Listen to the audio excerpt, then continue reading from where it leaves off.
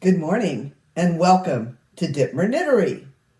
Today is a felting day, so I'm going to talk about felting and show you something that's ready to felt. I do have several things ready for hot water, ready to be felted, bags ready to be felted. I'm going to be working on this one today. And yes, I'm going to stop saying I'm not going to felt large things because here we go again. This is a lovely large bag. This is fisherman wool and Hobby Lobby. I love this wool. So the light color, the main color you see here is fisherman's wool. And then this, just this part right here is Hobby Lobby. I love this wool because I like that color. It went. So this is a commission. Someone saw a bag similar to this and asked me to recreate it, and I said, of course, I'll try, and it will be close, but it won't be exactly like the first one, which was fine with the customer. So this is all knitted. Has a very long strap, which will take some patience to get it to felt properly. I want it to be flat. It's very long, and I knitted it, and then I seamed it. So I want it to lay flat, which I probably can get it to do, but it will take patience and time. And that's one of the reasons I decided to start with this one this morning is I'm fresh, I'm ready to do this, and I have the energy and the patience to do it, I hope. This bag also has a pocket on the inside. Might be kind of hard for you to see, but there is a pocket there on the inside. This is the pocket, the inside of the bag. And so I've talked about, I've said that I seam these pockets on the inside. There's my seam. Here's the pocket, the brown part, and then I've seamed it onto this lighter color, just sewing it with wool yarn.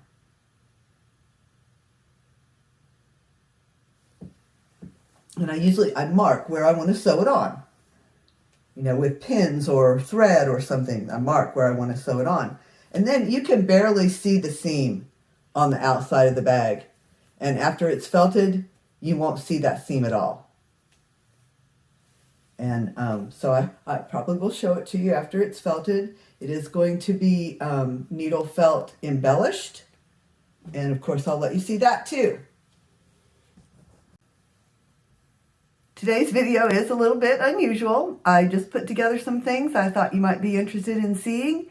And so I'm going to let you see them. I just showed you my bag that's ready for hot water. And next, I have a clip about some bags that I've already felted. I'm going to let you see them.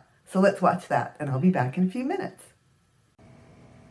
This is a bag I knitted that the felting failed.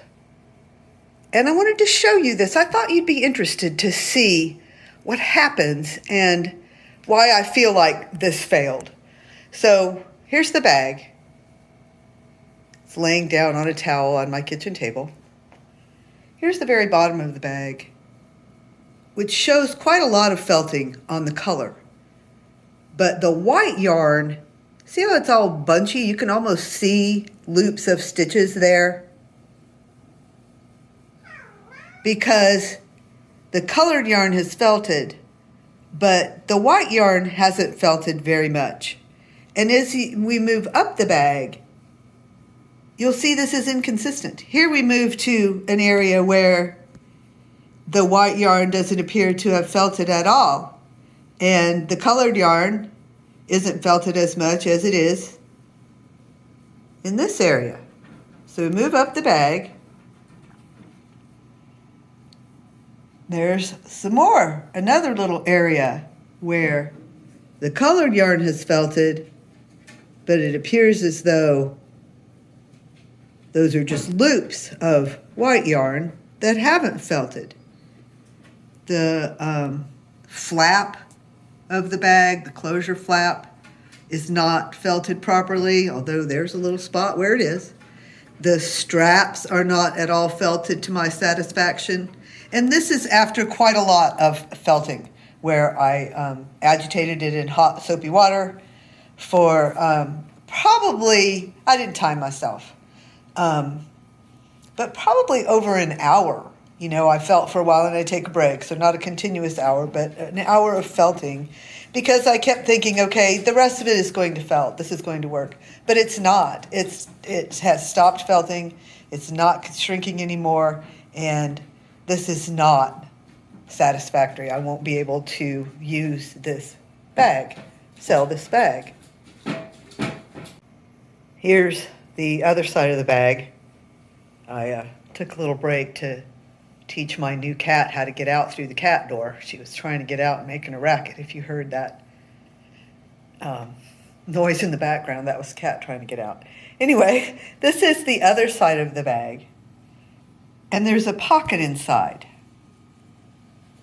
There's a pocket in there. And this is where I've sewn the pocket on, and it didn't felt my seam where I sewed. See how it's open there around that pocket? These areas right here are not felted. So I'm going to show you the yarn I used and talk a little bit about why I think this happened.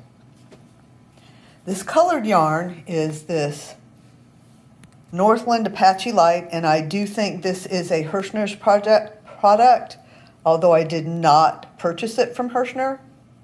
It says it's 100% wool.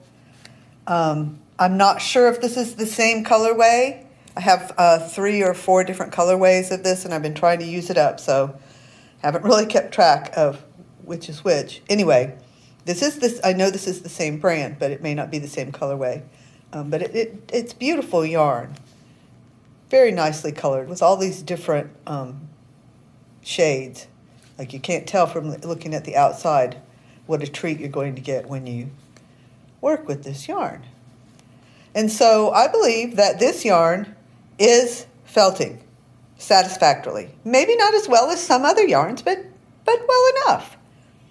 And this is the yarn that is not felting.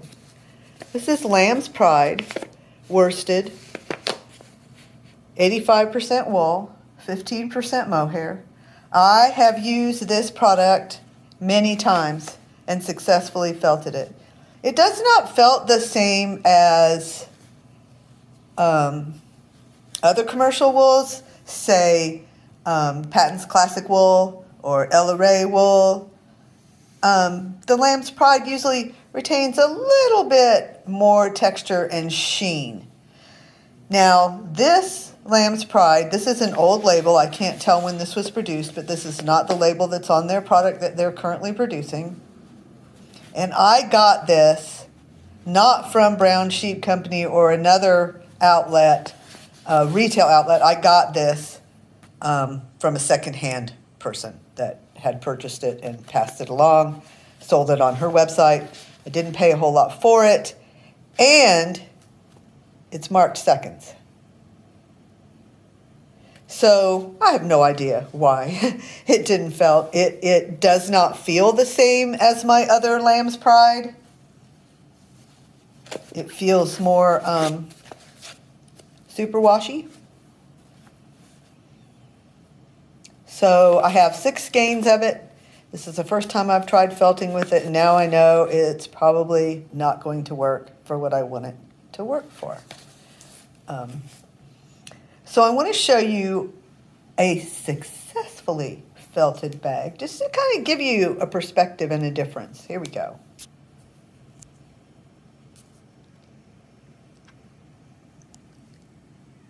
This is Tunisian crochet brick stitch in wool yarn, and it's felted. And it felted beautifully. Here, let me get this other one out of the way.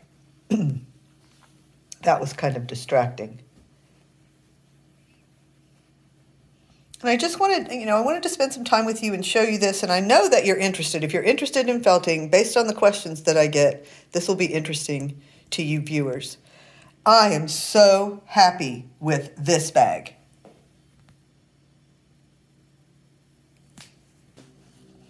I used fisherman wool for this bag that felted successfully. And I have used fisherman wool for felting many times, and I've always been happy with the result of felting fisherman wool.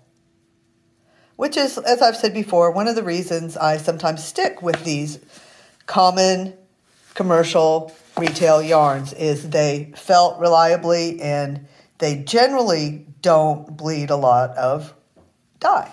So those are advantages when you're felting. Lovely bag there. Very happy with that one.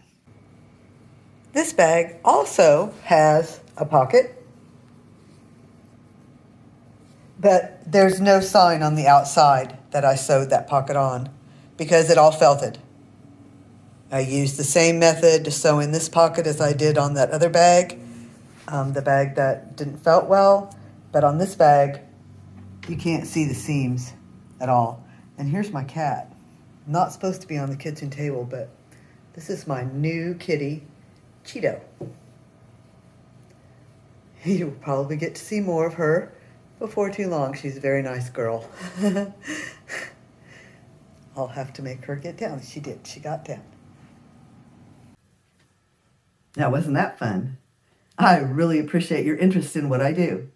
I like your questions. You sometimes ask things that make me think things I haven't thought before and have ideas I didn't have before. I just appreciate all of you watching and coming along on this journey with me. Like I said, today's a little bit unusual, but I'll probably be back next week with, I do have a roving giveaway going on. It's not closed yet, so go watch my previous episode from last weekend. I don't remember if I did it on Saturday or Sunday. Watch my episode from last weekend and you'll find out about the roving giveaway that's still going on. The rules are in the description box of that video. And the other thing you saw in the video that I just showed was a little bit of my cat, Cheeto. I would like to have more pets, but I'm trying to be patient and make good decisions and not just get, at one point in my life, I had 5 cats and a dog. Trying not to let that quite happen again, but I did want to get another cat, and I had arranged to adopt a kitten when I went to dinner with some friends, and a friend of a friend was there, and she had a cat she needed to rehome because her mother had passed away and left this cat, and the cat did not like her, this lady that was needing to rehome the cat. The cat really was bonded with the owner, and when the owner passed away, her daughter, wanted to find a good home for the cat because the cat, whose name is Cheeto, was not happy. So I agreed to take Cheeto, went and got her and brought her home. She's very, very, very friendly and affectionate. She weighs 15 pounds, and she's about 5 years old. She's very beautiful. I'll show you a picture. She is just lovely, and like I said, very affectionate. And they told me this before I adopted her, that one of her favorite things to do would be to lay on me. Like when I'm laying in bed, she comes and lays her whole 15-pound body on me. And yes, it's quite smushy, but it's very sweet. And I think she is adjusting. My other cat, Georgia, is doing okay, but she is not happy about the addition. She's, like I said, she's doing okay. She's eating and drinking. She's spending time with me and being affectionate, but she continues to hiss and growl at Cheeto. But that's to be expected. It's only been a few days, and I am able to separate them when necessary, when I'm not here. They each have their own space, their own very comfy space with food and water and beds and everything they need to be comfortable. In case you didn't notice, I do love animals, in particular dogs and cats, and I just wanted to share that part with you, especially since you got to see a little video of her. Thank you for watching today. I hope you have a great day, and a great day the next day and the next day. Take care of yourselves, take care of each other, and I'll see you again soon.